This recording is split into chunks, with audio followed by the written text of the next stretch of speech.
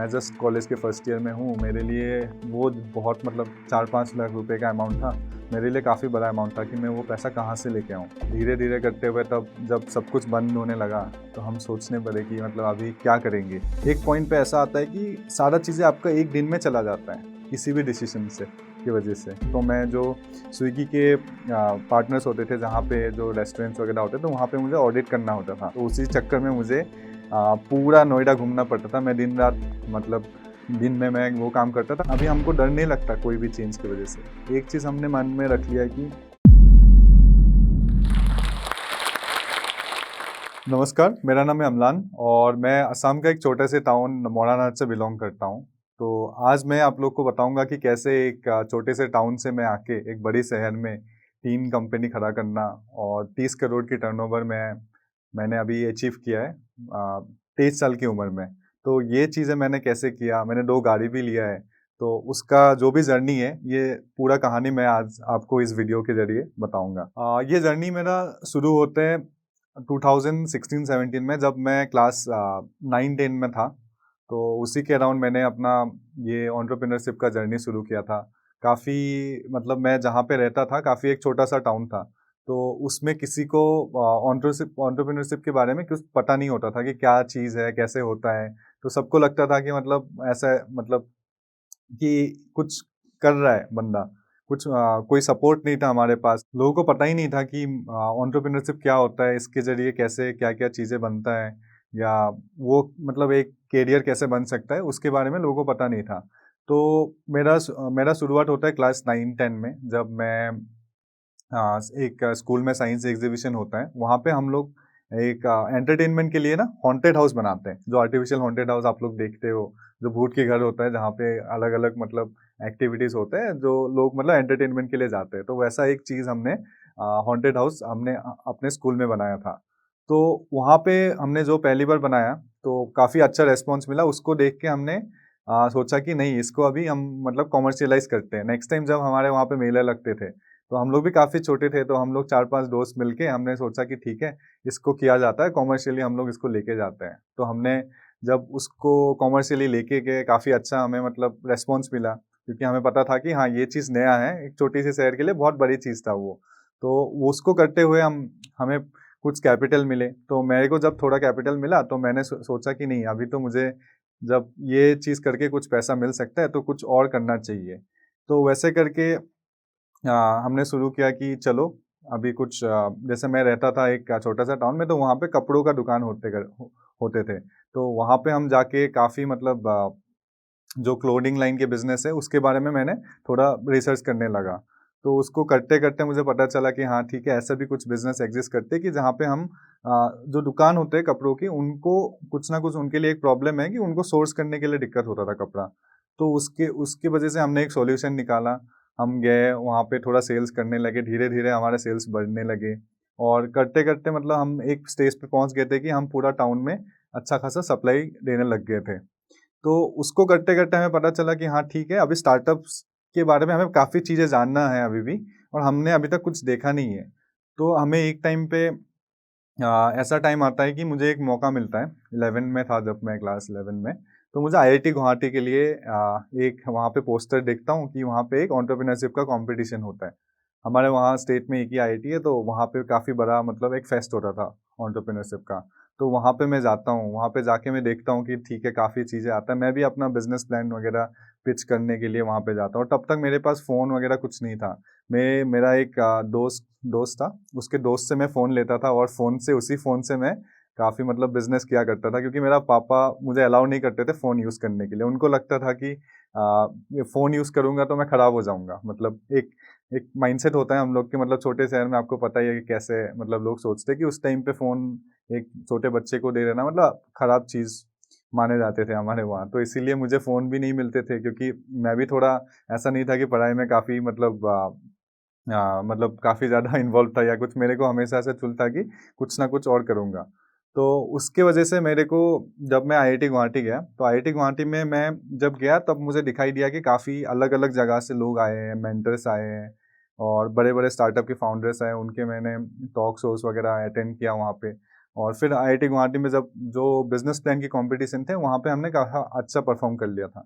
तो वहाँ से हमारा नेटवर्क एक्सपैंड हुआ और वहाँ से एक अलग सा जर्नी हमारा शुरू होता है।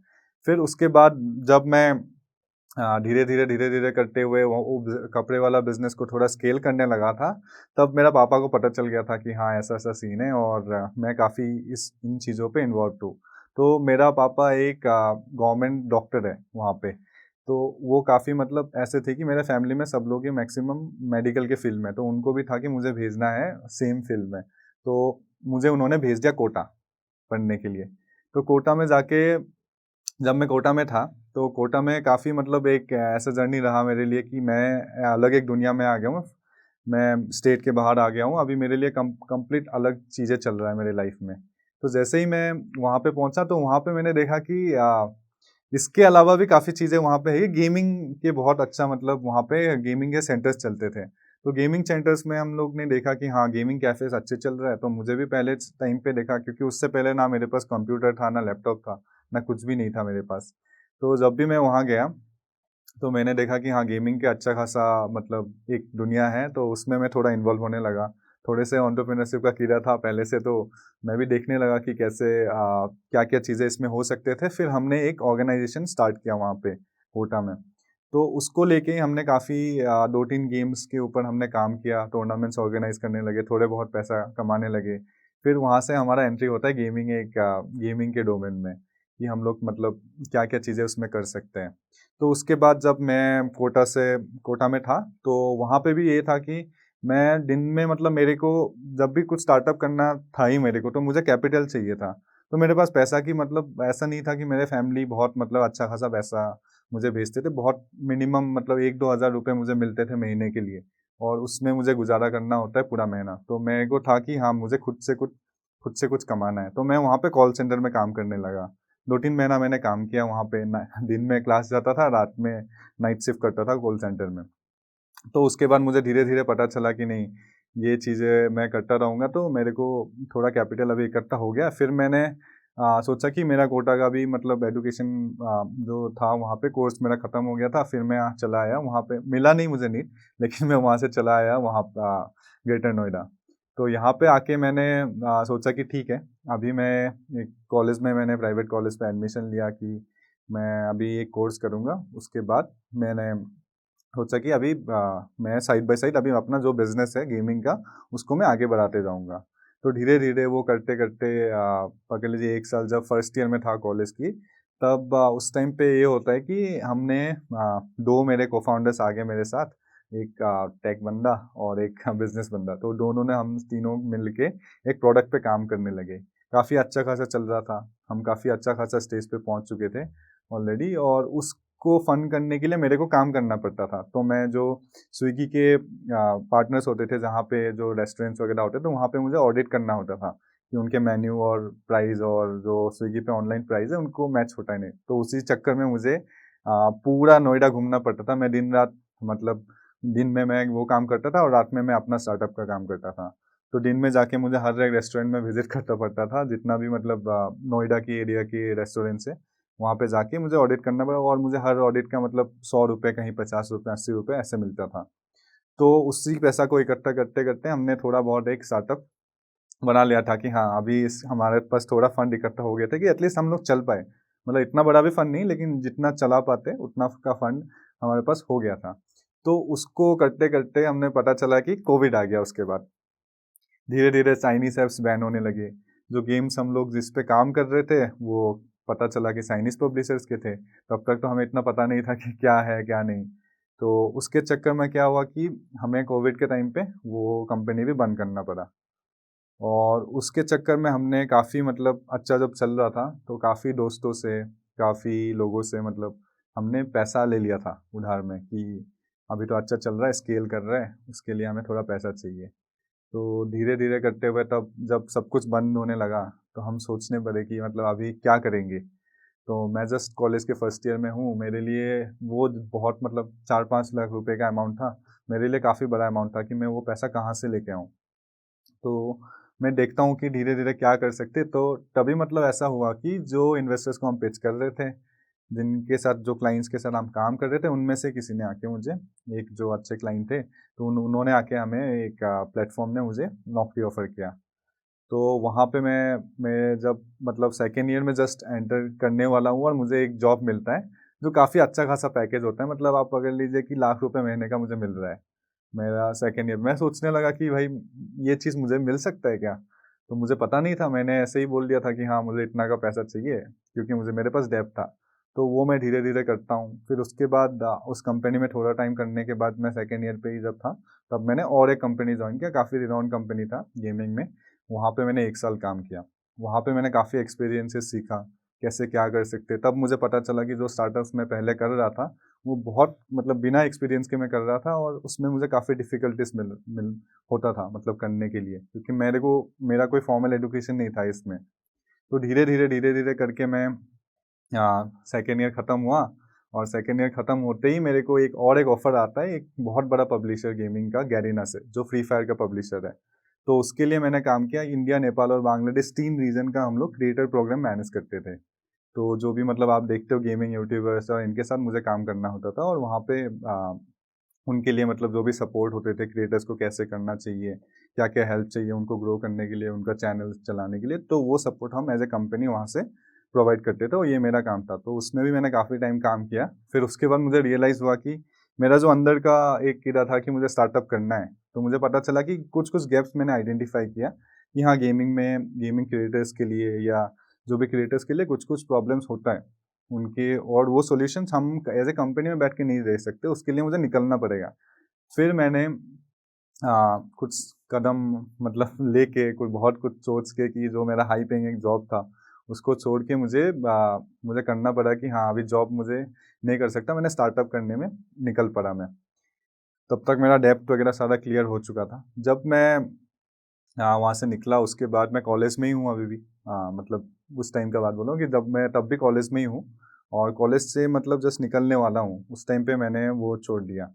तो उसके बाद मैंने अपना स्टार्टअप करने लगा, जो एक्स नेटवर्क अभी मेरा सबसे पहला एजेंसी था। अभी मेरा 3 एजेंसी है, x network, night all media और सेवन सिस मीडिया। सेवन सिस मीडिया नॉर्थ ईस्ट में चलता है। तो उसको देखते-देखते मैंने धीरे-धीरे जैसे ही मतलब एजेंसी में मैंने स्टार्ट किया तो गेमिंग कुछ-कुछ जो अच्छे-अच्छे दोस्त हैं हमारे, उनके साथ हमने काम करने लगे, कुछ-कुछ क्रिएटर्स के साथ। तो वो करते-करते हम लोग काफ़ी एक अच्छा स्टेज में पहुँच चुके थे।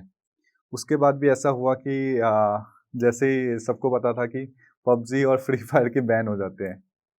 तो जो धंधा ऑलरेडी चल रहा था हमारा, जो अच्छा खासा हमने एक सेटअप किया था बिज़नेस, तो उसमें भी मतलब काफ़ी बम्प आने लगा।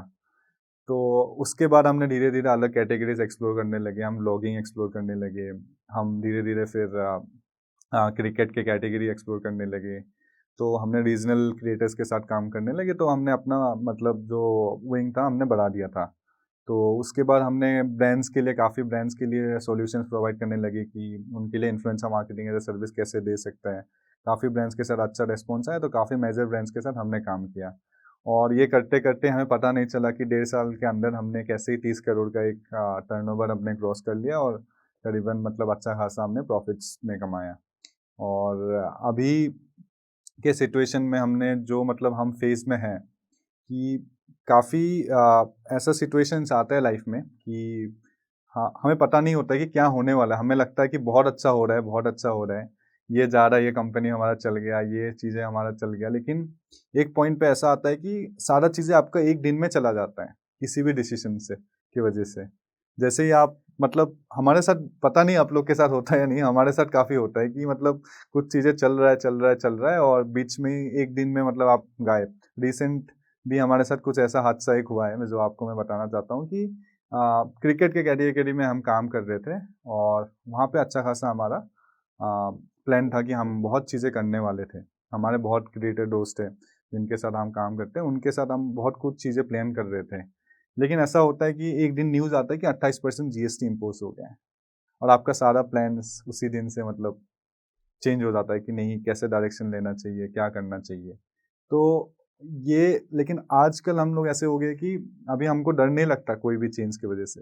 एक चीज़ हमने मन में रख लिया है कि जितना भी कैसा भी सिचुएशन आए, कैसा भी मतलब आप पॉइंट पे पहुँच जाओ लाइफ़ में, लेकिन आपको कोई रोक रोक नहीं सकता अगर आपका विल पावर है। कि आपको अगर करना है तो आप कैसे भी तरीके से आप करोगे उस चीज़ को। और मतलब मैं भी अभी इसी बात पे भरोसा करता हूँ कि जिस बंदे को कुछ भी करना है या कुछ पाने का इच्छा हो खुद से, वो कभी रुकेगा नहीं और कोई उसको रोक नहीं सकता, चाहे कोई भी बैरियर आ जाए। क्योंकि आप जोश टॉक्स देख रहे हैं तो जाहिर सी बात है कि आप अपनी जिंदगी में कुछ बड़ा करना चाहते हैं और वो सारे स्किल्स सीखना चाहते हैं जिनसे आप अपने सपने पूरे कर सकें।